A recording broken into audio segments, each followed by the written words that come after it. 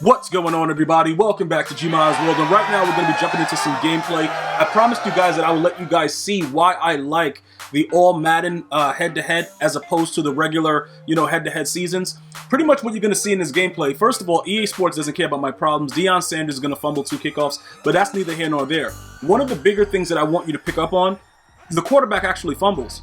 Like, Lamar Jackson is going to fumble twice in this game. I have not seen Lamar Jackson fumble in regular head-to-head, which is on All-Pro, all year long. And I've been hit-sticking him with Taylor Mays. I think one time we actually came out with like a barricade and started throwing grenades on him, and he still would not fumble. So I don't know exactly what's going on with that in All-Pro. And I don't think that EA Sports is going to really do anything about it because it probably makes them very happy to frustrate me. But that's neither here nor there. The bottom line is he's going to go ahead and throw this pick, and we're going to go ahead and take that for 6 right quick to start off the game. So look, this is what happens, right? In most games, and a lot of you guys that play Weekend League, because I try to go through some of the feedback as much as I can with some of the stuff that I ask about you guys, telling me how you feel about certain modes. And one of the biggest things that I get from most of you that don't play online head-to-head is that you can't deal with the flu. So you rather play solo battles and you steadily get your, your MUT coins and your trophies that way. I understand the frustration, but I want to tell you, like a lot of people that were like that. Okay, go for 6 real quick, but we're just gonna dive on the ground. That trap is a headache, but we got the D for it. He just scored on it the first time. That's not a big deal.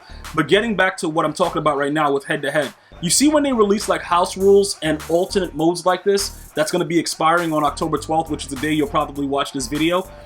This is what's interesting about it. There is no record. It doesn't matter. Go out there, try to win, play head-to-head, get your rewards, and get your coins up, because these are the modes where people really get some free income. Because remember, it doesn't matter. The leaderboard is locked for the, the all Madden. Here, go hit. That's the first fumble. Go ahead, go for 6. But what happens is once you're able to go ahead and start to get used to head-to-head gameplay, and the result doesn't matter, it starts to open up a little bit more. Now, defensively, some of you guys have been asking for tips. Like I told you guys before, I need you guys to understand this, right? There are a lot of streamers that stream Madden, not just me, right?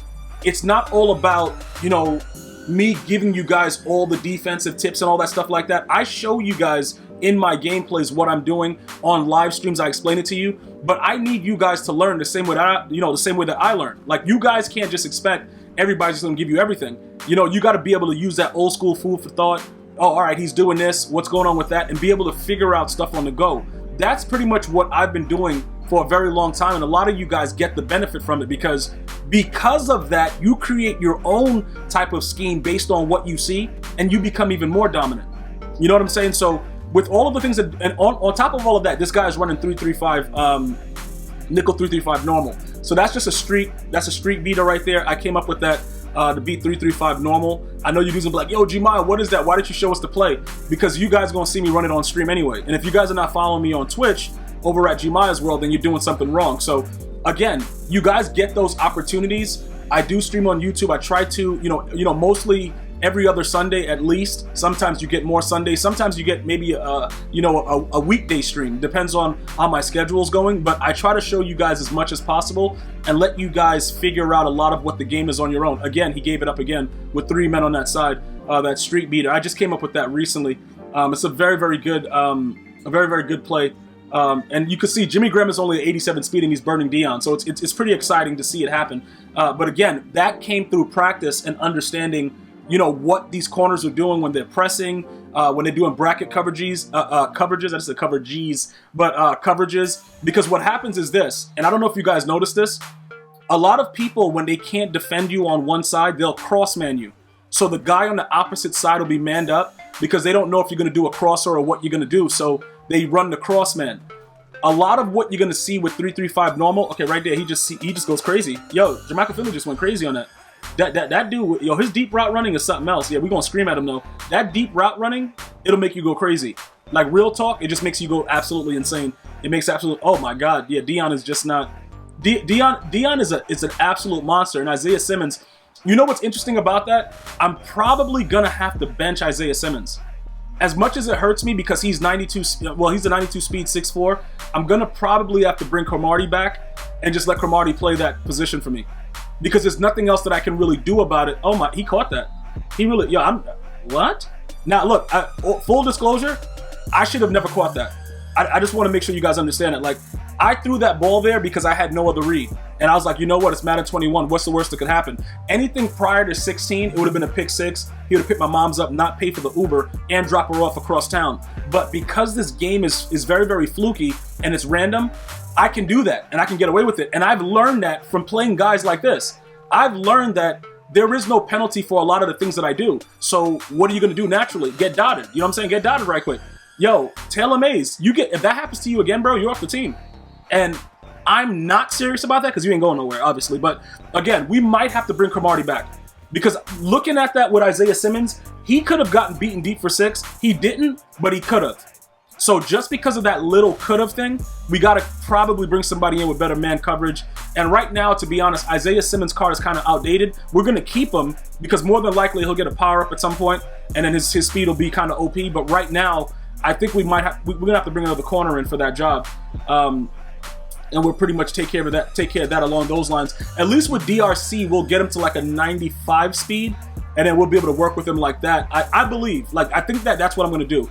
Because I could go with that other corner. There's a standout. What is that? I forgot the guy's name. One of the standout corners. He goes to like 95 speed too for a lot cheaper.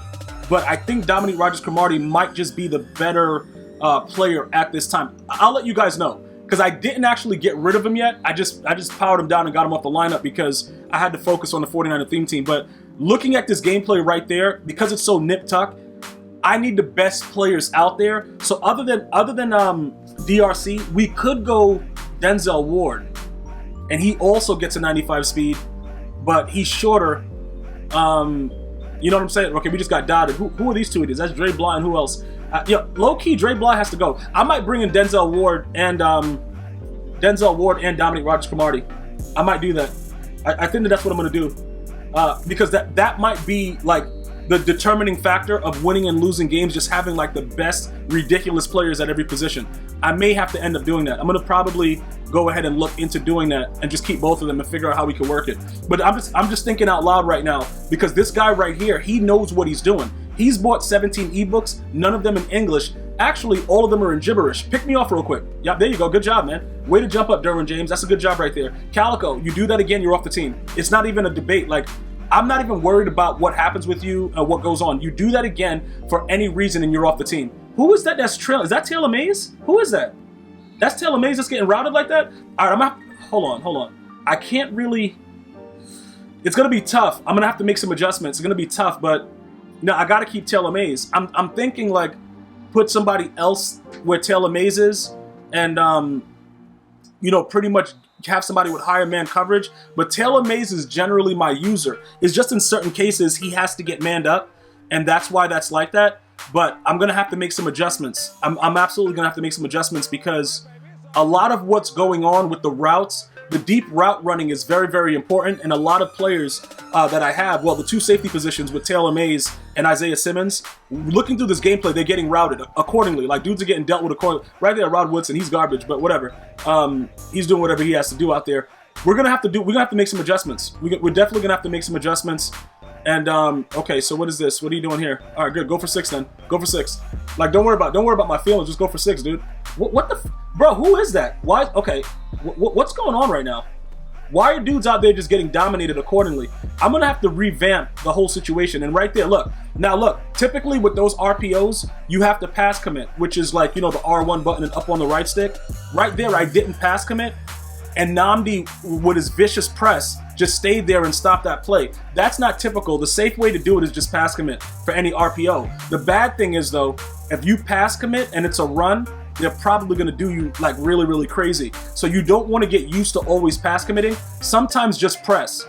And, if your corner has decent press, he'll be able to hold him up. But I don't know if you noticed, the other player who was Taylor Mays right there, he didn't react because the RPO, they just stand there. Unless you have him like in a flat zone or something, he's not going to react with the straight man-to-man coverage. So just be careful with that. I just wanted to point that out because a lot of you guys have been leaving comments like, yo, what's up with this RPO foolishness? All right, look, he gonna fumble again. But I didn't recover any of them, but I was very, very happy in this mode of all Madden that he was actually fumbling the football. Like, that made me happy enough, so I wasn't really worried about it. But yeah, we're gonna have to figure out. Look at Deion. Bro, Deion is just so outrageous. Yeah, we're gonna have to make some moves at corner. We're gonna have to make some moves at corner. As much as I love Taylor Mays, because his man-to-man coverage, he almost got burnt deep for 6 though. But he's 95 speed, so even if he gets burnt, he's probably still like right around there. Like I said, I got so much more things coming to kind of give you guys some more insight into it. But I think we're gonna bring out Dominique Rodgers-Cromartie and Denzel Ward. So we're gonna get rid of probably Dre Bly because he sucks, and he's a guy that I just hate. So we can get rid of him. And then in this defense, okay, look, I don't know if you guys saw that. You saw that it was stop and goes, and you saw how Deion and both Nnamdi were all over it. That's something that I figured out as well, just not to get beat by that, you know, those stop and go moves.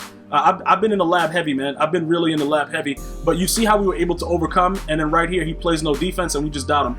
And it is what it is. So EA tried to give my opponent an edge, but at the end of the day, he had to go ahead and hit that button. I want to thank you guys and girls for watching. Hopefully you're enjoying your day. Continue to stay safe. Much more content coming soon. GmiasWorld. I'm going to see you guys and girls next time. One love, y'all.